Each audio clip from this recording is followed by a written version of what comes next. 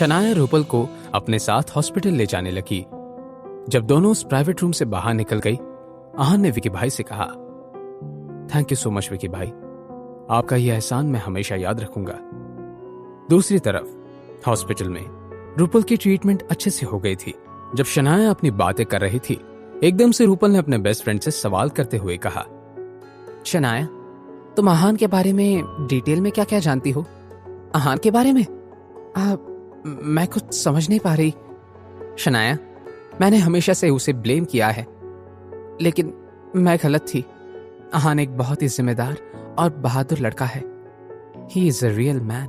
रूपल, तुम्हें फीवर तो नहीं ना? तो फिर तुम ऐसी बात क्यों कर रही हो? मुझे कुछ नहीं हुआ है। बस एक बात याद रखो, आहान को अपने पास संभाल कर रखो, वो बहुत स्पेशल है। यह सुनने के बाद शनाया ने हंसते हुए कहा, डेफिनेटली, मैं अपने हबी को नहीं छोड़ने वाली, और अब तो मैं उसे मुझे छोड़कर भी कहीं नहीं जाने दूंगी। अगली सुबह जब आहान शनाया के बारे में सोचते हुए हॉस्पिटल के कॉरिडोर से चल रहा था, उसने एक अजीब सी बात नोटिस की। कॉरिडोर के दूसरे कोने में खड़े लोग आहान की तरफ उंगलियों से इशारे कर रहे थे, और इतना ही नहीं, कुछ नर्सेस तो आहान को देखकर मुस्कुराते हुए शर्मा भी रही थी। लोगों के इतने अजीब रिएक्शंस को देखकर आहान कंफ्यूज हो गया था। एक शीशे में नजर आ रहे रिफ्लेक्शन में उसने अपने चेहरे की तरफ देखा, लेकिन आहान के चेहरे को कुछ भी नहीं लगा था। दूसरी तरफ रूपल मेडिसिन के असर की वजह से अभी भी सो रही थी। फ्रेश होने के बाद शनाया ने कुछ देर के लिए अपना मोबाइल चेक किया कि उसके सोशल मीडिया अकाउंट को टैग करते हुए 2 वीडियोस पे 2 मिलियन व्यूज आए हुए थे। एक वीडियो में आहान पियानो प्ले कर रहा था। आहान के फैंस ने उसे पियानो प्रिंस ये नाम भी दे दिया था। ये इंटरनेट पर कमेंट करने वाले लोग अजीब से होते हैं यार। मतलब कुछ दिनों तक ये सारे के सारे लोग मेरे फैंस थे, मेरे लिए कमेंट्स कर रहे थे, आहान को बुरा भला कह रहे थे, और एक पियानो के परफॉर्मेंस के बाद आहान की तरफ से हो गए। खास करके ये लड़कियां, इन लड़कियों को क्या पता कि मेरा पति तो इन सब के कमेंट्स को एक नजर से देख नहीं रहा। शनाया ने अपना मोबाइल बंद किया और बाहर निकल आई। दरवाजा खोलते ही शनाया की नजर सामने वाले कॉरिडोर से आ रहे आहान की तरफ पड़ी। आहान को देखते ही शनाया का मूड एकदम खुश हो गया। अपने आप से ही बातें करते हुए शनाया ने कहा, यह आहान कितना हैंडसम है। मेरा भी ध्यान आज पहली बार गया है। सिंपल से कपड़ों में भी कितना गुड लुकिंग लग रहा है। तभी उसने देखा कि कुछ नर्सेस आहान के पीछे छिप छिप कर फोटोज क्लिक कर रही हैं। शनाया को गुस्सा आ गया। क्या ये लड़कियां उसकी शादी टूटने के लिए इतनी डेस्परेट हो रही थी?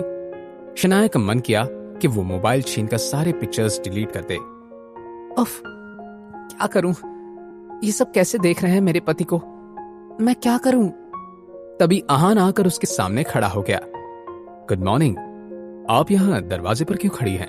उसने जल्दी से आहान का हाथ पकड़ लिया और उससे मुस्कुराते हुए बोली, गुड मॉर्निंग आहान, मैंने तुम्हें बहुत मिस किया।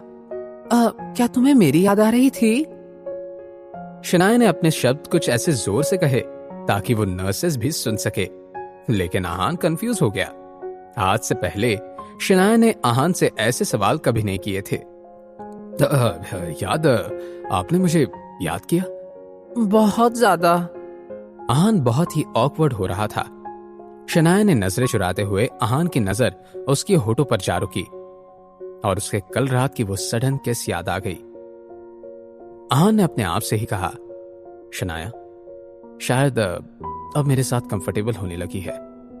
ये तो अच्छी बात है। उसने फिर शनाया के हाथ पर अपनी पकड़ और बोला, आपको भूख लगी होगी ना? मैंने आपका पसंदीदा ब्रेकफास्ट बनाया है, चलिए साथ में नाश्ता करते हैं। और आहान की आंखों की गहराई को देखते हुए शनाया ने कहा, तुम बहुत अच्छे हो।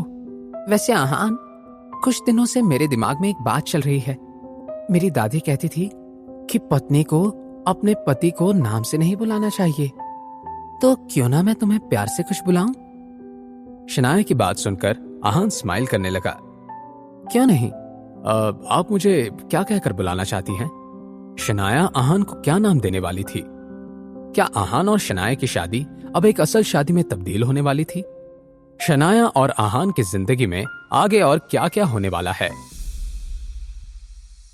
जानने के लिए देखिए अगला एपिसोड सिर्फ पॉकेट एफएम के यूट्यूब चैनल पर। और सीक्रेट अमीरजादा के सारे एपिसोड्स को सुनने के लिए डिस्क्रिप्शन में दी हुई लिंक से डाउनलोड कीजिए पॉकेट एफएम ऐप।